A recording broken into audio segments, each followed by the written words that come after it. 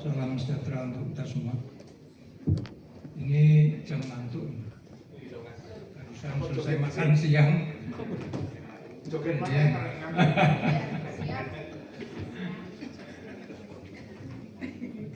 Saya akan memulai dari memulai untuk hal yang sangat singkat dengan suatu ramalan John Naisbitt belum lama. Apabila suatu organisasi itu tidak menyesuaikan dengan situasi kekinian, akan bubar. Tapi saya melihat misalnya SAR dibutuhkan, kesenian dibutuhkan, dan lain-lain tadi ya, gitu.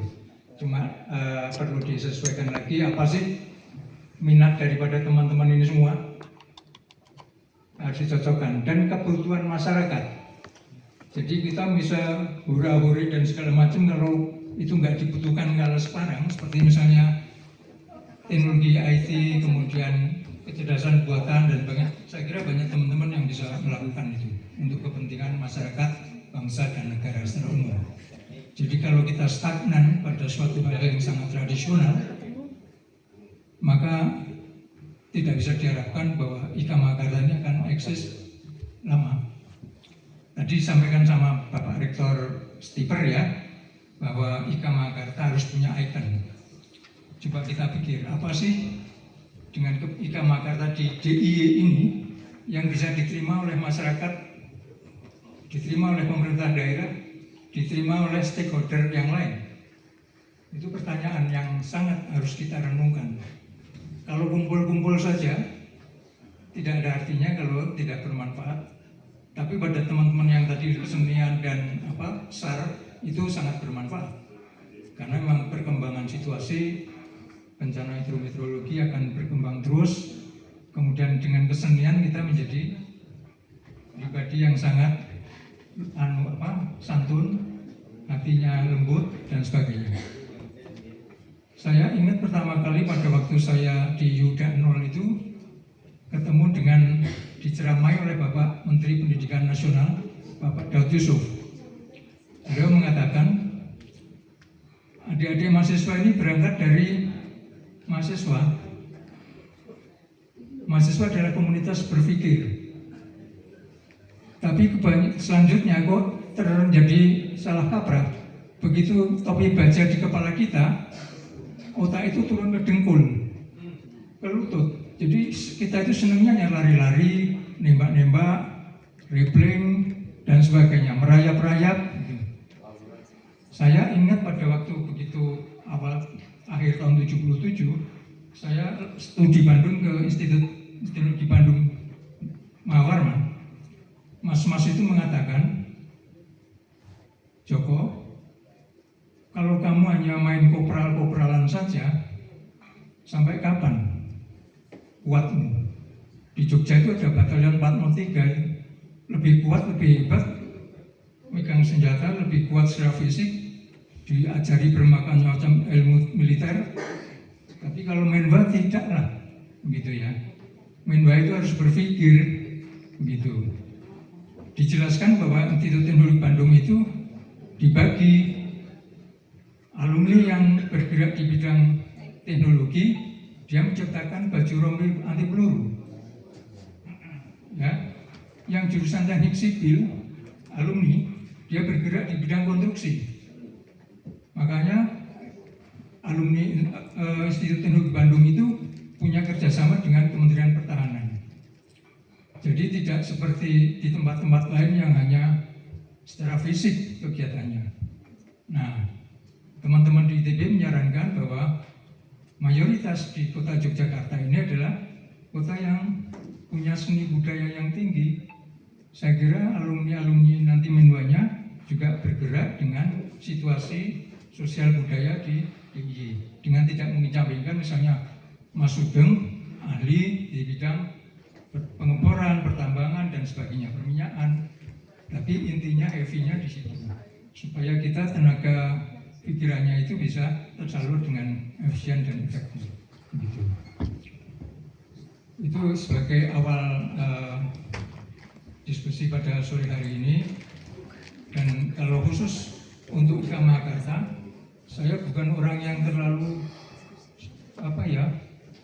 teliti sekali. Jadi saya tidak tahu kapan itu dibentuk tanggalnya dan sebagainya. Saya waktu itu hanya barisan aja penggembira saja awal-awalnya begitu. Saya teringat dengan almarhum Mas Timbul. Semoga beliau husnul khotimah untuk pada kesempatan hari ini. Dan silakan teman-teman yang akan bisa menyampaikan, menambahi. Namun saya garis bawahi lagi bahwa kita berangkat dari komunitas yang berpikir. Ya, apalagi secara fisik kita sudah semakin berkurang. Tapi otak cara berpikir kita yang lebih bagus dan penuh kebijaksanaan, gitu ya. Saya menyarankan satu, sebetulnya dalam kesempatan ini, saya selalu mengimikan keluarga alumni Resimen Mahasiswa Makassar menerbitkan buku sejarah. Kalau kita terlambat tidak menerbitkan buku sejarah, kita ini usianya tidak akan sampai 100 tahun. Dengan kita hilangnya kita di peredaran bumi ini, tidak ada buku sejarah, siapa yang akan mengingat-ingat bahwa Resimen Makassar dan alumninya dahulu pernah eksis? Saya diingatkan waktu itu 2008, makanya saya membuat buku sejarah Menwa Gajah Mada itu. Rektor UGM pada waktu mengatakan, Pak Joko, kami itu Sivitas Akademi Gajah Mada kalau melihat Menwa Makassar itu terharu. Mengapa? Di antara kesibukan praktikum kuliah, teman-teman itu masih mau berlatih menggunakan seragam yang begitu rumit, pakai PDL, pakai baret, hujan-hujan, siang, malam. Cobalah membuat buku sejarah. Tahun 2008, saya dengan terengah-engah menulis itu baru bisa terbit awal tahun 2025. Ya, 17 tahun yang lalu itu sudah diingatkan. Dengan demikian, kami harapkan teman-teman toh punya referensi, punya ingatan yang berkumpul di Suryani atau yang berhalangan. Kumpulkan ingatan, kumpulkan dokumen yang ada, kumpulkan foto-foto, kita susun buku sejarah Resimen Mahasiswa Makassar. Ada pepatah mengatakan, perkataan bisa hilang di telan zaman, tapi sebuah tulisan akan hidup abadi walaupun yang menulis sudah tidak ada. Ya. Ini kalau bisa terwujud lah. 2-3 tahun, kalau setahun mungkin tidak bisa ya, karena mengumpulkan dokumen, bahan-bahan dan tulisan dan sebagainya. Kemudian juga waktu saya bertemu dengan Gubernur HP10,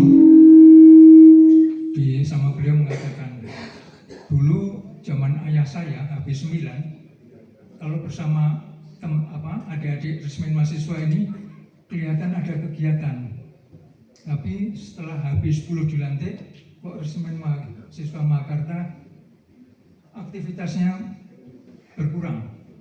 Saya bisa memaklumi, beliau mungkin juga bisa memaklumi bahwa studi yang juga harus prioritas dan sebagainya. Tapi Resimen Mahasiswa adalah sosok mahasiswa yang sangat istimewa sebetulnya. Di antara kesibukan kuliah praktikum, kita adalah orang yang dianggap bisa membagi waktu